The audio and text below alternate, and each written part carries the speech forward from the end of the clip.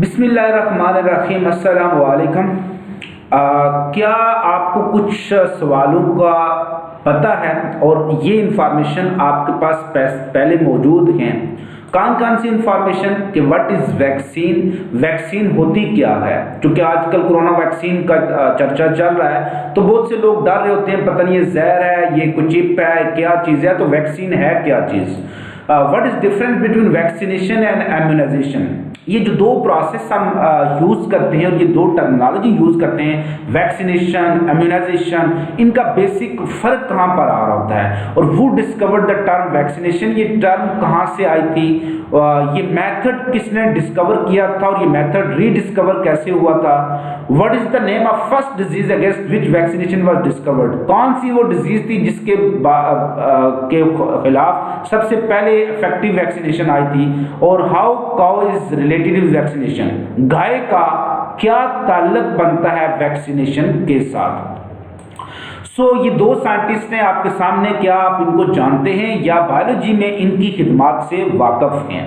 अगर आप इनसे वाकिफ नहीं हैं तो ये वीडियो जरूर देखना। My name is Imran Khan और आज की इस वीडियो में हम डिटेल डिस्कस करने जा रहे हैं इसी टॉपिक से रिलेटेड, और टॉपिक है हमारे पास वैक्सीनेशन और इम्यूनाइजेशन। स्टार्ट करते हैं हम आज के इस चैप्टर को। जो हमारा टॉपिक है, टॉपिक ऑफ डिस्कशन, वो है वैक्सीनेशन और इम्यूनाइजेशन। अगर आपका ताल्लुक पंजाब टेक्स्ट बुक बोर्ड से है, पंजाब बोर्ड के आप स्टूडेंट्स हैं, या आप इन जनरल कोई भी इंसान हैं, तो फिर आपको नॉलेज जरूर हासिल करना चाहिए। और अगर आप स्टूडेंट हैं तो आपको डबल फायदा है इसका। एक तो आपके पास अवेयरनेस है वैक्सीनेशन के खिलाफ, और दूसरा ये आपकी प्रैक्टिकल लाइफ में बहुत इंपॉर्टेंट पॉजिटिव इफेक्ट छोड़ेगी अगर आपको इसकी बेसिक थीम का पता चल जाए। और साथ ही साथ चूंकि नो डाउट नंबर जो है वो आप उसी के लिए पढ़ रहे होते हैं, तो नंबर के लिए भी आपको ये हेल्प करेगा, क्योंकि ये टॉपिक आपकी बुक में मुख्तलिफ जगहों पर मुख्तलिफ अंदाज में डिस्कस हुआ है। चैप्टर नंबर 1 में भी डिस्कस हुआ है, चैप्टर नंबर 5 में थोड़ा सा इसका आइडिया है, चैप्टर नंबर 6 में rediscovery of vaccination by Louis Pasteur, ये वहां पर डिस्कस हुआ है। फिर चैप्टर नंबर 14 में डिस्कस होता है लॉस्ट ऑफ इम्यूनिटी वाले में। ये आपकी जिंदगी में घूमता फिरता रहेगा, चाहे आपके सिलेबस की सूरत में, चाहे आपकी जिंदगी के अंदर कोरोना वैक्सीनेशन की सूरत में। स्टार्ट करते हैं हम आज के इस टॉपिक को। सबसे पहले तो मैं डिफाइन करूंगा व्हाट इज वैक्सीनेशन और इम्यूनाइजेशन। पहले मैं वैक्सीनेशन को डिफाइन करने जा रहा हूं। वैक्सीनेशन एक प्रोसेस है। आप देखें ना, बचपन में आपको लगाते हैं ना, वो हिफाजती टीके लगा रहे होते हैं।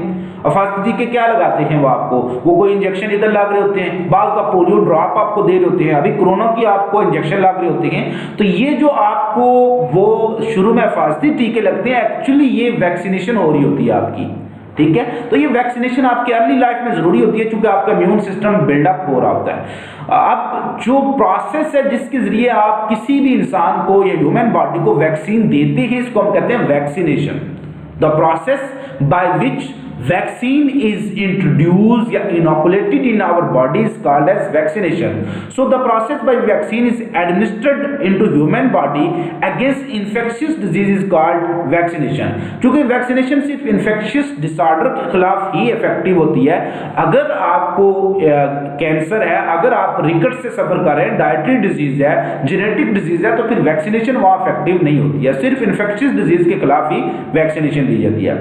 Where as the process of making people immune against disease, और अगर आप कामयाब हो जाते हैं किसी भी इंसान को के अंदर इम्यूनिटी डेवलप करने में, किसी भी इंसान के अंदर इम्यूनिटी डेवलप करने में, उस बीमारी के खिलाफ हिफाजती लाइन को तैयार करने में, तो this process is called as immunization. अगर वैक्सीनेशन के नतीजे में इंसानों में इम्यूनिटी आ जाती है, तो this is called immunization. Immunization mean to make people immune against a disease. तो इम्यूनाइजेशन के लिए भी हमें वैक्सीनेशन ही देनी पड़ती है। Process by which vaccine is given to the body to build up immunity is called vaccination, और समटाइम्स इसको इम्यूनाइजेशन कह देते हैं, अगर आप इम्यूनिटी डेवलप करने में कामयाब रहते हैं। So what is vaccine. अब वैक्सीन के बारे में तो अक्सर आपको पता है कि डिफरेंट अफवाहें तो हमारे माशरे का एक हिस्सा हैं। हम में से जो लोग पढ़े लिखे हैं वो भी इस अफवाह का हिस्सा बन जाते हैं, चूंकि हमने वो चीज़ बायो पढ़ी होती है, इसलिए चूंकि वो हमारे सिलेबस में शामिल थी, हमने इसलिए बायो नहीं पढ़ी होती है कि इसको हमने प्रैक्टिकल लाइफ में आगे अप्लाई भी करना है।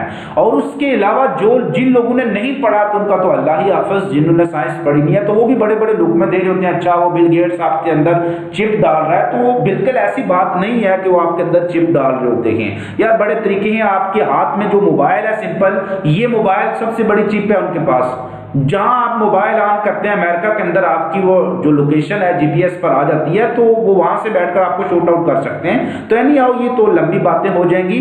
वैक्सीन क्या होती है?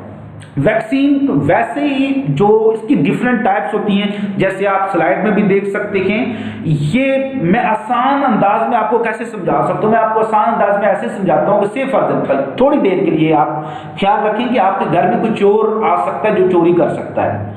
हम क्या करते हैं, मैं आपको उस चोर का पहले ही नक्शा व्हाट्सएप कर देता हूँ, उस चोर की तस्वीर व्हाट्सएप कर देता हूँ, मैं उस चोर के किसी कपड़े का जो कपड़े की तस्वीर आपको सेंड कर देता हूं। यार ऐसा बंदा आएगा आपके घर में चोरी करने आ रहा है, ये शादी के फंक्शन में घुसेगा और आपके घर में से जेवर चुरा लेगा। अब उस चोर का कोई भी सिग्नल जो आपको पहुंचाया जा रहा है वो एक्चुअली क्या वैक्सीन है। अब वो तस्वीर जो मुझे दोस्त ने भेजी कि ये चोर की तस्वीर है, ये आपके घर में घुसेगा और आपके घर में चोरी करेगा, तो वो जो तस्वीर है आप बताएं कि वो तस्वीर तो नहीं आपको चोर के खिलाफ प्रोटेक्ट कर सकती जब तक आप अपनी तैयारी खुद नहीं करेंगे।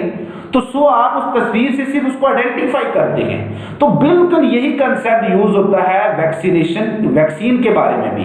हम किसी भी जर्म जो आपके जिस्म को डैमेज कर सकता है, कोई भी जर्म जो आपको डिजीज काज कर सकता है, उसके जिस्म का कोई भी पार्ट, उसका रिसेप्टर हो सकता है, उसका डीएनए हो सकता है, उसका ग्लाइकोप्रोटीन रिसेप्टर हो सकता है, उसका आरएनए हो सकता है, या पूरे का पूरा लिविंग ऑर्गेनिज्म हो सकता है, उसको हम क्या आपकी बॉडी में इंट्रोड्यूस करते हैं। अब वो नक्शा तो नहीं आपको डैमेज कर सकते, लेकिन वो आपके जिस्म के अंदर एक इम्यून सिस्टम काम कर रहा होता है, उस इम्यून सिस्टम को अवेयरनेस दे चुका होता है, वो अवेयरनेस दे चुका होता है कि इस तरह का जर्म्स, ये कपड़े पहना हुआ, इस शक्ल का, इस डीएनए वाला, इस आरएनए वाला, इस रिसेप्टर वाला आपकी बॉडी में आएगा और आपको नुकसान पहुंचाएगा। तो आपकी बॉडी जो आपका इम्यून सिस्टम जो है, जिसमें हमारी बॉडी के पास डिफरेंट लिम्फोसाइट्स होते हैं, डी लिम्फोसाइट, बी लिम्फोसाइट, और बी लिम्फोसाइट बिल्कुल मेमोरी सेल बनाकर याददाश्त पहले रख लेते हैं। अगली बार लाइव कोरोना वायरस आपके जिस्म में आया, पहले से तैयारी थी, ठड़क पकड़ा गया। तो ये है कंसेप्ट वैक्सीन का। सो ऐसा जो जर्म जिसके अंदर से हमने डिजीज कॉजिंग एबिलिटीज खत्म की होती हैं, ऐसे जर्म्स को कहते हैं attenuated cultures. So attenuated cultures of germs, ये हीट किल जर्म्स होते हैं, ये कमजोर जर्म्स हो सकते हैं, या जर्म्स का कोई पार्ट हो सकता है। So any attenuated cultures of germ is called vaccine, or process by which this attenuated culture of germ is given to your body either in form of droplet या injection, this is called vaccination। तो vaccine की different types होती हैं। कुछ vaccine जो होती हैं वो सिर्फ डीएनए पर मुश्तमिल होती हैं, कुछ सिर्फ उसका मैसेंजर आरएनए होते हैं, कुछ जो होता है वायरस वेक्टर्स होती हैं, कुछ वायरस लाइक पार्टिकल्स होती हैं, कुछ उसके प्रोटीन सब यूनिट्स होते हैं, कोई उसका रिसेप्टर्स हो सकता है, कुछ होती है लाइव जिंदा वायरस होते हैं, लेकिन उसमें एटीन्यूएटेड होती है, वायलेंसी खत्म की होती है, यानी उसमें जर्म्स कॉजिंग एबिलिटी खत्म की होती है, या कुछ होती है इनएक्टिव, हम करके जरासीम को आपकी बॉडी में भेज रहे होते हैं। अब ये डिस्कवरी किसने की थी? Edward Jenner. इस साइंटिस्ट को आप देख लें, ये साइंटिस्ट है जिसने सबसे पहले वैक्सीनेशन को डिस्कवर किया था 1796 में। एक 6 year old boy James Phipps को इसने वैक्सीनेट किया था, और first disease against which vaccination was discovered was a viral disease, और नो डाउट वो स्मॉल पॉक्स या काउपॉक्स डिजीज थी। ओरिजिन इसकी कैसी हुई थी? ओरिजिन ऑफ टर्म, चूंकि जो काउपॉक्स डिजीज थी वो कहां से हो रही थी? वो काउ से ट्रांसफर हो रही थी। मिल्क मेड ग्वाले जब गाय को दूधते थे तो गाय से वो मिल्क मेड, और मिल्क मेड से फिर इंसानों से इंसानों में फैलना शुरू हो गई थी। और चूंकि सबसे पहले जो वैक्सीन बनाई गई थी वो काउपॉक्स के लिए गए थे, उसके ऊपर जो छाले से पड़ते हैं ना, उन्हीं से वो वैक्सीन बनाई गई थी। तो सो काउपॉक्स पस इज नोन एज वैका, चूंकि वो पस पीप सी पड़ जाती है ना, तो चूंकि वो डिजीज किसको थी, शुरू में गाय के अंदर भी थी, गाय से इंसानों में ट्रांसफर की, तो मिल्क मेड ग्वाले के हाथ से ली गई थी। तो चूंकि वो उस पर कहां से आई थी, गाय से आई थी, तो चूंकि फर्स्ट पस या फर्स्ट वैक्सीन किससे हासिल की गई, वो काऊ से हासिल की, तो काऊ को लेटिन में क्या कहते हैं, वैका। तो यहां से टर्म रख दिया गया वैक्सीनेशन, कि गाय से हासिल आने वाला एक process. From this word evolved the present term vaccination, और ये टर्म किसने दी थी, ये लुइस पास्चर ने दी थी। तो discovery of this method is because of Edward Jenner, और लुइस पास्चर ने इस टर्म को डिस्कवर किया था। तो term vaccination was discovered by, इसकी इंपॉर्टेंस क्या है कि many diseases such as polio के आपको ड्रॉप लगाते हैं, पोलियो के कतरे, वूपिंग कफ जो होती है, काली खांसी जिसको कहते हैं, मेजल खसरा है, मम्प्स कनपेड़े हैं, एक्स्ट्रा कंट्रोल बाय वैक्सीनेशन और शॉट्स। तो ये सारी डिजीजेस तकरीबन दुनिया से कंट्रोल हुई हैं बाय प्रोसेस ऑफ वैक्सीनेशन। और जैसे ही इनॉकुलेशन और वैक्सीनेशन जो कैरिड आउट हुई, तो इसका मकसद क्या है, to make people immune from viral और बैक्टीरियल एपिडेमिक। वो मर्ज जो लोकल सतह पर फैल रहा होता है उसको एपिडेमिक कहते हैं, और जो बड़े पैमाने पर फैलता है उसको पेंडेमिक, या इंटरनेशनल फैलता है उसको पेंडेमिक, जैसे कोरोना एक पेंडेमिक मर्ज है। तो लोगों को किसी भी एपिडेमिक या पेंडेमिक डिजीज से बचने के लिए हम क्या करते हैं, इम्यून बनाते हैं। तो कुछ जगहों पर हमने डिजीज कंट्रोल में इसको यूज किया, लोगों को इम्यून बनाने के लिहाज से हम इसको यूज कर रहे होते हैं। और थर्ड इंपॉर्टेंस क्या है कि it is claim that small pox has been totally eliminated. जो स्मॉल पॉक्स या काउ पॉक्स है, ये फर्स्ट वायरल डिजीज है जिसके खिलाफ वैक्सीनेशन आ चुकी है, और तकरीबन इस डिजीज को दुनिया से मुकम्मल खत्म कर चुके हैं। और scientist are making continuous effort to develop vaccine against other diseases, और साइंटिस्ट कोशिश कर रहे हैं कि तमाम डिजीज के खिलाफ वैक्सीनेशन आ जाए। और अभी आप देखें कोरोना के खिलाफ कितनी मेहनत के बाद वैक्सीनेशन हासिल हुई है। इवन एड्स के खिलाफ वैक्सीनेशन जो होती है वो अपने जो एडमिनिस्ट्रेटिव मराइल में है उस पर टेस्ट हो रहे हैं, जो कि एड्स का वायरस अपनी म्यूटेशन रेट की वजह से अपनी शक्लें चेंज कर लेता है, रिसेप्टर चेंज कर लेता है, इस वजह से उसके खिलाफ वैक्सीनेशन अभी तक डिस्कवर नहीं है। तो होपफुली आपको वैक्सीन के बारे में और वैक्सीनेशन के बारे में कोई ना कोई कंसेप्ट क्लियर हुआ होगा।